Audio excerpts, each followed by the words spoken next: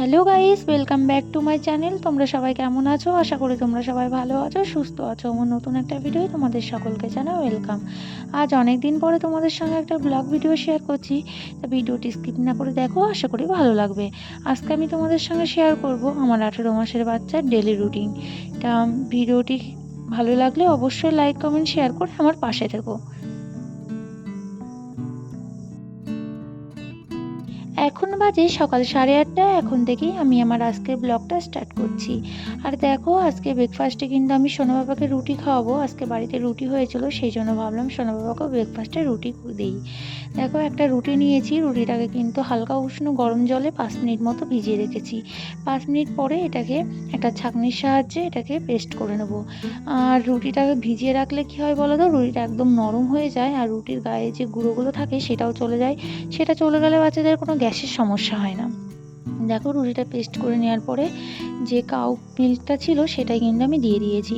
আর এখন কিন্তু আমি সোনা বাবাকে কাউ মিল্ক খাওয়াই, তার সঙ্গে একটা প্যাকেট দুধও খাওয়াই, সেটাও তোমাদের সঙ্গে শেয়ার করব আজ না অন্য দিন।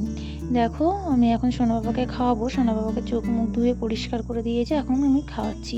অনেক দিন পরেই সোনা বাবার সকালের ব্রেকফাস্টে রুটি দেওয়া হলো, প্রায় অনেক দিনই পরে দেওয়া হলো। এই যে দেখো, সোনা বাবা কিন্তু খাচ্ছে, আর ও কিন্তু খেয়ে কিন্তু বলছে খুব সুন্দর হয়েছে, টেস্টি, সেটা বলার চেষ্টা করছে। সকালের পরে ওই 11টা 11:30টার দিকে আমি সোনা বাবাকে যে কোনো একটা ফল দিয়ে থাকি। আর ফলের মধ্যে ওকে আম দিলাম। ঘরে আম ছিল, লেবুও ছিল। ও আম খেতে চাইলো, সেই জন্য আমি ওকে আম দিচ্ছি। দেখো, আমটা কিন্তু খুবই মিষ্টি ছিল, সেই জন্য আরও দেয়া। আর ফল খাওয়ার কিছুক্ষণ পরেই কিন্তু আমি সোনা বাবাকে স্নান করাই। ওই 12টার সময়, 12টার দিকে স্নান করিয়ে দিই। দেখো, আজকে স্নান করাবো। আর এদিকে কিন্তু স্নান করার কথা শুনে কিন্তু খুবই আনন্দ। ও সকাল থেকে ঘুম থেকে উঠেই বলে স্নান করবে স্নান করবে, এমনকি মানে দরজা খোলা থাকলে ও বাইরেও চলে যায় স্নান করার জন্য। দেখো, একা একাই গামছা নিয়ে বেরিয়ে যাচ্ছে, সে স্নান করবে।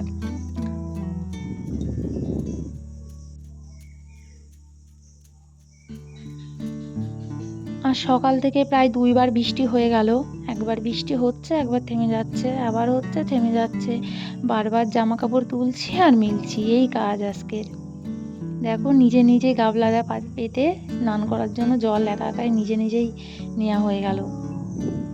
মানে এতটা ভালোবাসে স্নান করতে।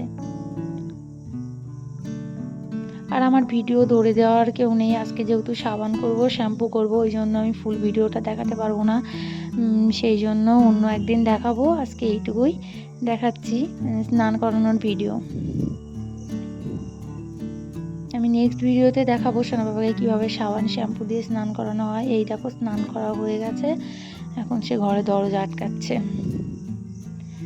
এখন আমি সোনা বাবাকে রেডি করে দেবো। বাইরে মা পুজো দিচ্ছে, ও এখন সেখানে যাবে। ও পুজো দিলে রোজ দিনই যেখানে পুজো হয় সেখানে গিয়ে মায়ের ঘন্টা বাজায় বা কাসর বাজায়, এই সমস্ত কাজ করে। ওই যে দেখো, চলে গেছে, এখন সে পুজো দেবে। এমনকি খুব সুন্দর উলু উলু দিতে পারে। আমি উলু দিতে পারতাম না, এই কিছুদিন হলো শিখেছি। আর ও কত সুন্দর উলু দিতে পারে। আবার খুব সুন্দর ঘন্টা বাজাতে পারে, কাসর বাজাতে পারে। খুব ঠাকুর ভক্ত আমার ছেলে। না হওয়ারই কি আছে, ও তো মার জন্যই এসেছে। পুজো দেওয়া হয়ে গেছে, এখন আমি সোনা বাবাকে লাঞ্চটা করাবো। আর লাঞ্চটা কিন্তু আমি ওই 1টার দিকেই সেরে দিই, কারণ সকালের খাবারটা অনেকটাই সকালে খাওয়ানো হয়েছে। সেই জন্য আমি সোনা বাবাকে ওই 1টার দিকে লাঞ্চটা রোজ দিনই করে দেওয়ার চেষ্টা করি। কিছু কিছু দিন একটু দেরি হয়ে যায়। আর আজকের লাঞ্চে দেখো, সোনা বাবাকে ভাত নিয়েছি। ভাতটা ওই প্রেশারে একটা মতো সিটি দিয়ে নিয়েছিলাম, লবণ ছিটিয়ে।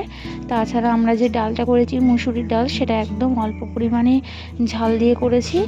আর তাছাড়া আলু ভাজা আছে, আর আছে ডিম ভাজা। ডিম ভাজাটায় একদম অল্প পরিমাণে লবণ ও গোলমরিচ দিয়ে ডিমটা ভেজে নিয়েছি।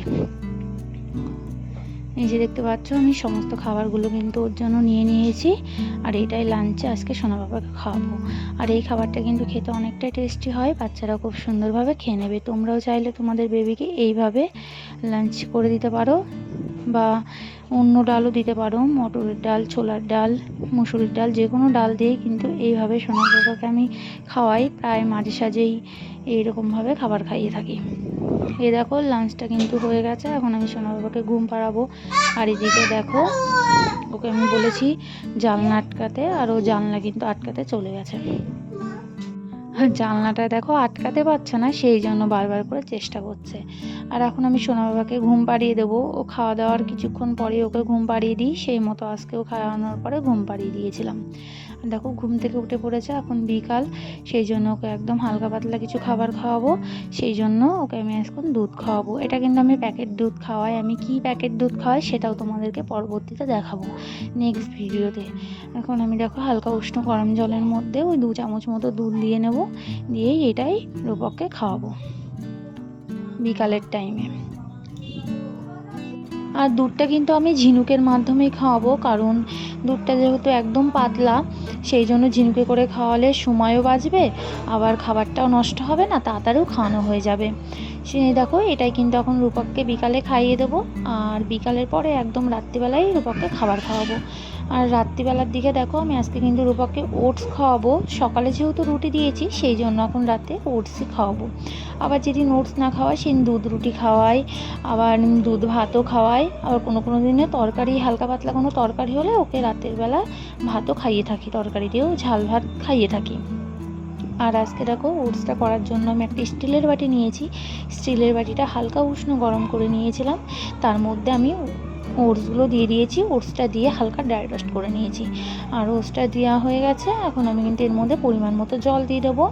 জল দিয়ে পরিমাণ মতো একদম অল্প পরিমাণে লবণ ও তাল মিশ্রি দিয়ে দেবো, দিয়ে ভালো করে এটাকে ফুটিয়ে আগে নরম করে নেব। আগেই দুধটা দিলে না খুব একটা ভালো লাগে না খেতে, ওটসটা ভালো একটা মানে আঠা আঠা ভাবটা আসে না, সেই জন্য আগে একটু জল দিয়ে ফুটিয়ে নিলাম। এখন আমি এর মধ্যে কাউ মিল্ক অ্যাড করবো। কাউ মিল্ক ছাড়া যদি বাচ্চা একদম বয়স ছোট হয়, তাহলে তোমরা মানে কোটোর দুধ, প্যাকেট দুধ এসবও খাওয়াতে পারো। আমার বাচ্চা যেহেতু বড় হয়ে গেছে, সেই জন্য আমি গরুর দুধটা দিচ্ছি। এই দেখো আমি দুধটা কিন্তু আগে থেকে জাল দিয়ে রেখেছিলাম, সেটাই দিয়ে দিয়েছি। তোমরা বলতে পারো এটা একদম খুবই পাতলা হয়ে গেছে, এটা কিন্তু পাতলা না, এটা অনেকক্ষণ ধরে কাউ মিল্কটা দেওয়ার পরে কিন্তু অনেকক্ষণ ধরে ফুটিয়ে নিতে হয়, তা না হলে বাচ্চার যদি ঠান্ডার সমস্যা থাকে, মানে ঠান্ডা অ্যালার্জি থাকে, সেইগুলো হতে পারে। কিন্তু অনেকক্ষণ ধরে ফুটিয়ে নিলে তখন আর ঠান্ডায় কোনো প্রবলেম হয় না। গরুর দুধ খেলে তো অনেকের ঠান্ডা লাগে, সেই জন্য কথাটা বললাম। এই দেখো ওটসটা কিন্তু তৈরি হয়ে গেছে, আর এখন কিন্তু আমি সোনা বাবাকে ঠান্ডা হয়ে গেলেই খাওয়াবো। এই যে দেখো কত সুন্দর হয়েছে, খেতেও কিন্তু খুবই সুন্দর হয়, একদিন করিয়ে বাচ্চাকে খাওয়াতে পারো। তাই এই ছিল আমার 18 মাসের বাচ্চা সকাল থেকে রাত পর্যন্ত খাওয়া দাওয়ার রুটিন। তো ভিডিওটি কেমন লাগলো অবশ্যই কমেন্টে বলবে। ফিরছি নতুন ভিডিও নিয়ে, বাই।